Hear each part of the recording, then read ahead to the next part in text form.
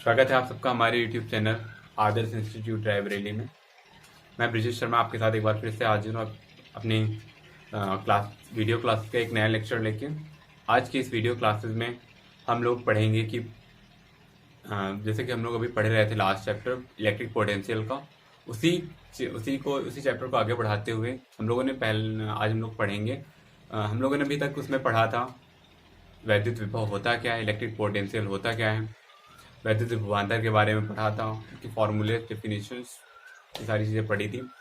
आज हम लोग इसी चैप्टर को आगे बढ़ाते हुए पढ़ेंगे कि इक्वी पोटेंशियल यानी कि समविभव पृष्ठ क्या होता है, इसके यूजेस कुछ, और फिर इसके बाद हम लोग पढ़ेंगे इसी चैप्टर में किसी भी डाइपोल जो कि किसी भी एक्सटर्नल इलेक्ट्रिक फील्ड में प्रेजेंट हो, उस डाइपोल पर को घूमने में जो वर्क करना पड़ता है, उस डाइपोल द्वारा जो वर्क डन होता है उस डाइपोल के थ्रू, वो हम पढ़ेंगे आज की इस क्लास में।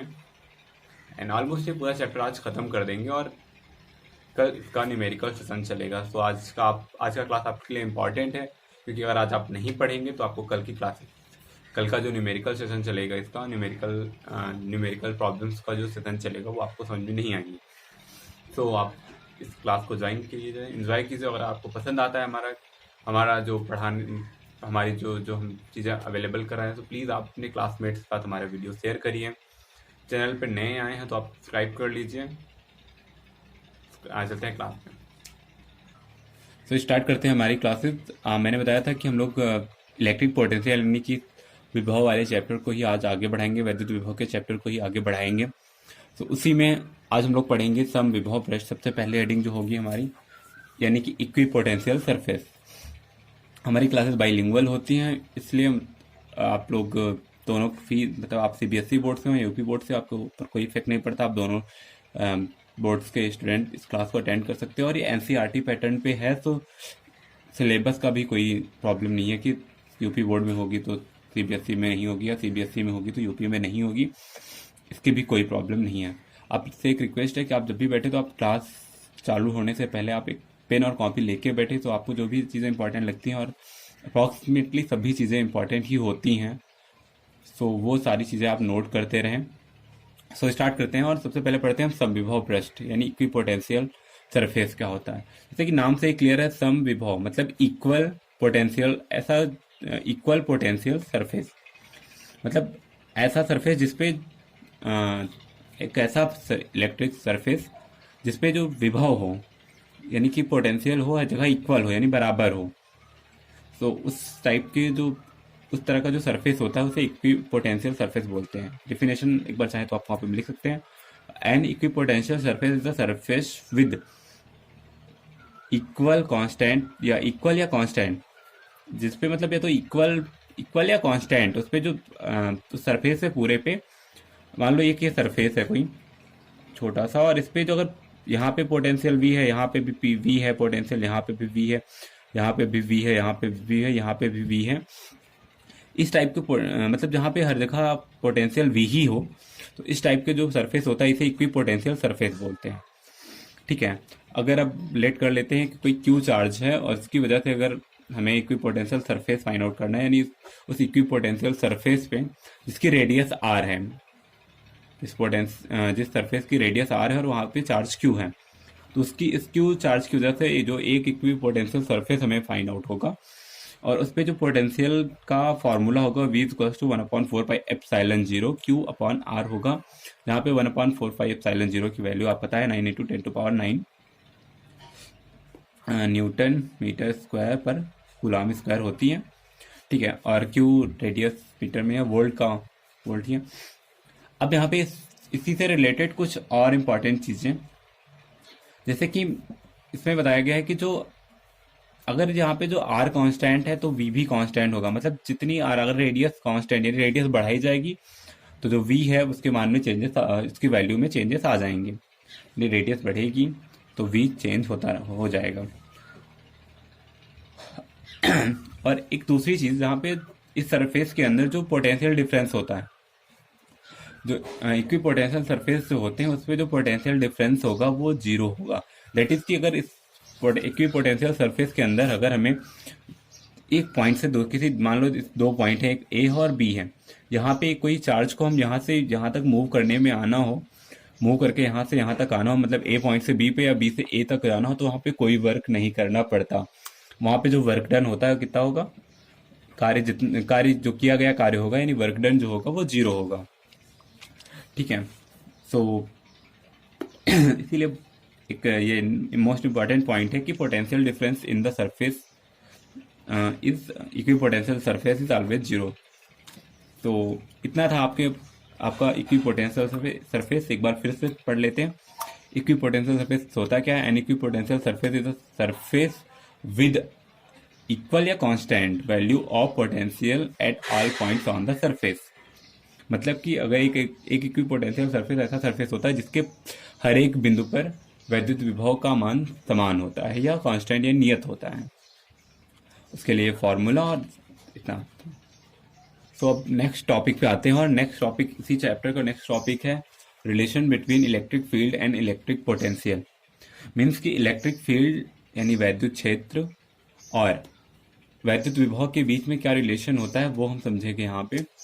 तो इस रिलेशन को समझने के लिए हम एक फिगर देखते हैं। सबसे पहले हमने एक दो इक्विपोटेंशियल यानी कि समविभव पृष्ठ लिए, जिसमें ये मान लेते हैं एक स्फीयर है जिसपे जो इलेक्ट्रिक पोटेंशियल है वो V है, और एक दूसरा स्फीयर है जिसपे जो है V plus delta V, means यहाँ पे डेल V ज़्यादा है। ठीक है। इस सरफेस को A लेट कर लेते हैं और ये B है, और इस टोटल के अंदर जो इलेक्ट्रिक फील्ड है वो E है। सो इतना इमेजिन करते हैं और इससे लेट करते हैं इतना चीज़ें, और इसके बाद हम इसके डेरिवेशन पे आते हैं। Let a unit charge moves from, अब लेट कर लेते हैं कि एक जो यूनिट चार्ज है, मान लो यहाँ से कोई यूनिट चार्ज Q है जो B से A पर मूव करता है। ठीक है। B से A पर मूव करता है, और इसकी जो डायरेक्शन होगी वो E के परपेंडिकुलर होती है, मतलब E के लंबवत होगी। ठीक है। सो अब यहाँ से जब अगर चार्ज मूव करता है Q से A तक, अब यहाँ पे एक चीज़ ध्यान रखनी है कि हमने बताया था अभी कि जो इक्विपोटेंशियल सरफेसेस होते हैं उनमें जो चार्ज मूव करता है तो वहाँ पे वर्क डन 0 होता है। बट यहाँ पे देखिए, यहाँ पे दो अलग अलग इसका जो पोटेंशियल है वो V प्लस डेल्टा V, और ये V है। मतलब ये सिर्फ टोटल एक V पोटेंशियल का एक इलेक्ट्रिक फील्ड है, ओ सॉरी इलेक्ट्रिक पोटेंशियल सरफेस है, और ये V प्लस डेल्टा V का। अब हमें क्या करना है कि V प्लस डेल्टा V यानी B सरफेस जो है आपका B से A पर एक चार्ज को मूव कराना है, यानी B से A पर आया। तो यहाँ पे देखो, यहाँ पे दोनों के पोटेंशियल अलग अलग हैं। ठीक है। इलेक्ट्रिक पोटेंशियल दोनों के अलग है, वैद्युत विभव अलग अलग है, तो इनमें पोटेंशियल डिफरेंस होगा। ठीक है। यानी कि यहाँ पे जो वर्क डन किया जाएगा वो इनके पोटेंशियल डिफरेंस के इक्वल होगा। तो वही इनको जो वर्क डन जो W is equals to E plus, और जो ये वर्क डन होगा वो E इंटू डेल्टा एल के इक्वल्स होता है, क्योंकि आपने पढ़ा होगा जो E होता है वो W अपॉन डेल्टा एल या एल ही होता है, सॉरी हाँ डेल्टा W अपॉन एल या R होता है। सो उसी कंक्लूजन से निकलता है कि यहाँ पे जो वर्क डन होगा वो इंटू डेल्टा एल होगा। ठीक है। जहाँ पे एल एक यूनिट लंबा लेंथ है या डिस्टेंस है। अब यानी कि इन दोनों के बीच की डिफरेंस है, इस पॉइंट से B से A के बीच की डिफरेंस है जो डेल्टा एल है। अब इसके बाद जो पोटेंशियल डिफरेंस, यानी कि अगर हम B से A पर आए हैं, B पॉइंट से A पॉइंट पे आए हैं, तो जो पोटेंशियल डिफरेंस होगा वो होगा VA minus VB, that is V minus bracket में रखते हैं और V प्लस डेल्टा V। उसके बाद ये VA minus VB equal to minus delta V होगा ब्रैकेट्स ओपन होने के बाद। लेकिन यहाँ पे देखो but the work done is equals to potential difference, but जो वर्क डन होगा ये मैंने बताया था ये पोटेंशियल डिफरेंस के इक्वल होता है। जितना वर्क डन मतलब इस सरफेस से यहाँ तक जितना आने में वर्क करना पड़ेगा हमें, वो इसके पोटेंशियल डिफरेंस के इक्वल होता है। So VA minus VB is equals to W, या इनकी वैल्यू सकते हो delta minus delta V is equals to E into delta L, यानी कि जो E होगा E is equals to minus delta V upon delta L. और यही एक रिलेशन होता है इलेक्ट्रिक फील्ड और इलेक्ट्रिक पोटेंशियल के बीच में। यहाँ पे एक निगेटिव आया है, यहाँ पे निगेटिव पॉइंट जो है वो ये शो करता है, निगेटिव ये शो करता है कि जो इलेक्ट्रिक पोटेंशियल और जो वर्क डन, हमने जो वर्क किया है हमने क्यू से सॉरी बी से क्यू चार्ज को बी से ए तक, बी पॉइंट से ए पॉइंट तक लाने में, बी सरफेस से ए सरफेस तक लाने में जितना वर्क करना पड़ा है हमें, वो इलेक्ट्रिक फील्ड के अपोजिशन में था, मतलब इलेक्ट्रिक फील्ड के जो डायरेक्शन उसके अपोजिट डायरेक्शन में था। अब यहाँ पे आप देख भी सकते हैं, फिगर में दिखाया गया है कि जो इलेक्ट्रिक फील्ड की डायरेक्शन है वो इधर है, यानी कि आपके लेफ्ट से राइट की तरफ है। बट यहाँ पे जो वर्क हमने किया है वो बी से ए की तरफ गए हैं, यानी कि इसके अपोजिशन में वर्क किया है, इसलिए ये निगेटिव आया है आपका।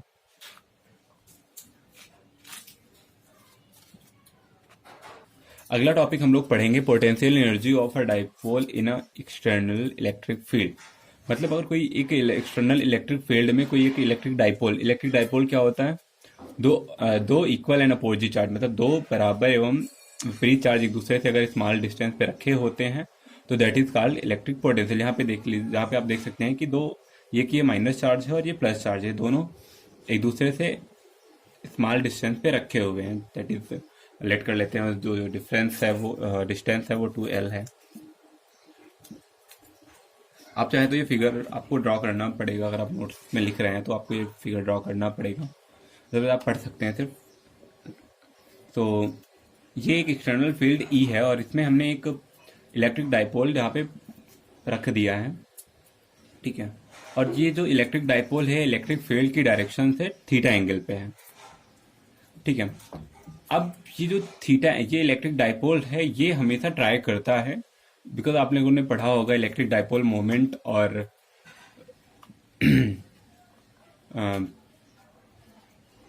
टॉर्क यानी कि जो युग्म आघूर्ण है एक इलेक्ट्रिक डाइपोल का, जो आप फर्स्ट चैप्टर में आप लोगों ने पढ़ा था ये अच्छे से।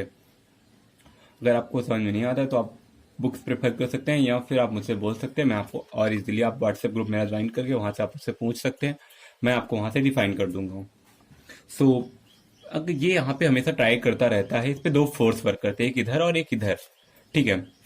तो ये जो पूरा जो ये है आपका ये सिस्टम जो बना हुआ है इलेक्ट्रिक डाइपोल है, ये हमेशा इधर से घूम के इसके पैरेलल होना चाहता है। क्या करना होता है, ऐसे है भी और ये घूमकर ऐसे पैरेलल होना चाहता है इस इलेक्ट्रिक फील्ड के, ठीक है।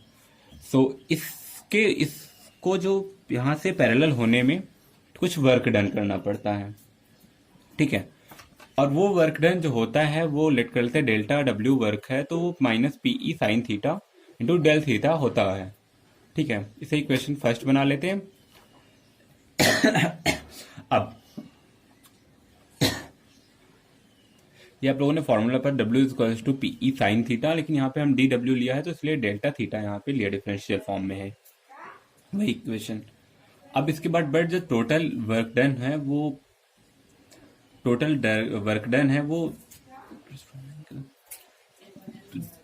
वर्क डन फाइंड आउट करना है। मतलब अगर ये जो डाइपोल है आपका थीटा 0 एंगल से थीटा एंगल पे, अगर थीटा 1 एंगल पे मूव करता है यानी रोटेट करता है, तो उस टाइम पे जो टोटल वर्क डन है वो कितना होगा, तो दैट इज इंटीग्रेशन इसका कर लेंगे। और इंटीग्रेशन के लिए लिमिट लेंगे हम थीटा से थीटा 0, जो अपर लिमिट होगी वो थीटा होगी और जो लोअर लिमिट होगी वो थीटा 0 होगी। यहाँ पे निगेटिव वर्क होता है, माइनस में रहता है हमेशा, माइनस सिंबल ये शो करता है कि जो वर्क डन है ये इलेक्ट्रिक फील्ड के अपोजिशन में करता है, यानी कि अपोजिट होता है ये भी।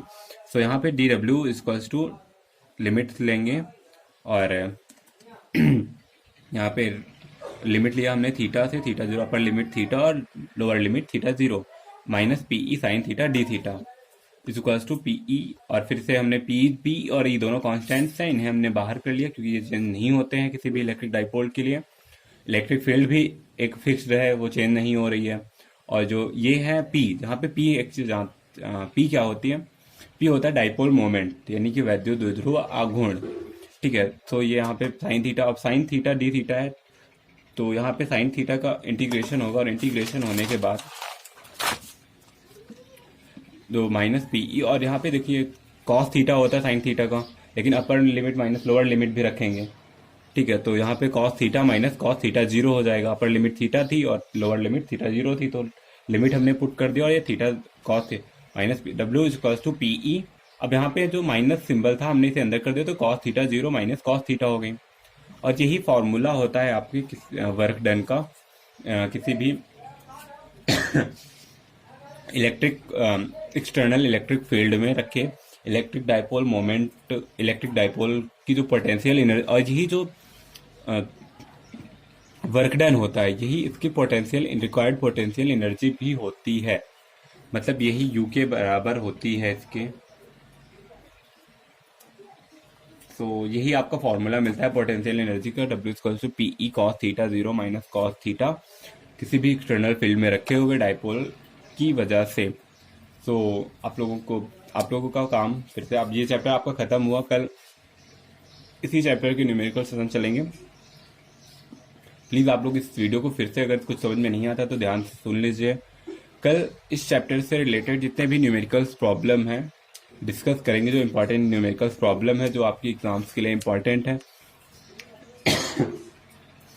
मे बी कि कल हो सकता है सिर्फ बेसिक प्रॉब्लम्स तो सॉल्व की जाएं और फिर उसके नेक्स्ट डे हम लोग उसकी जो बड़ी प्रॉब्लम्स हैं, IIT लेवल्स की प्रॉब्लम्स है, वो सब सॉल्व करें।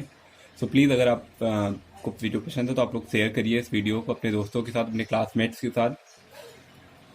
जय हिंद। और हाँ, एक आपसे एक आखिरी रिक्वेस्ट है कि आप जानते हैं कि कोरोना वायरस किस तरह से हमारे देश में फैल रहा है।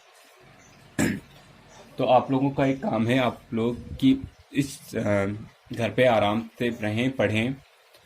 सरकार हमारी इतनी अच्छी सुविधाएं अवेलेबल करा रही है, ऑनलाइन क्लासेस के जो आप व्हाट्सएप ग्रुप के थ्रू पढ़ रहे होंगे, चाहे आप जिस स्कूल में पढ़ रहे हो, प्राइवेट स्कूल में हो या गवर्नमेंट स्कूल में हो, आप किसी भी स्कूल में पढ़ रहे हो, आपकी पढ़ाई नहीं रुकनी चाहिए। कोचिंग इंस्टीट्यूट्स हमारे बंद हैं, इसीलिए हम लोग इसी कोचिंग इंस्टीट्यूट के वीडियो सेशन ला रहे हैं। तो आप लोग पढ़ते रहें, लॉकडाउन को फॉलो करें, घर पे रहें, सेफ रहें। जय हिंद।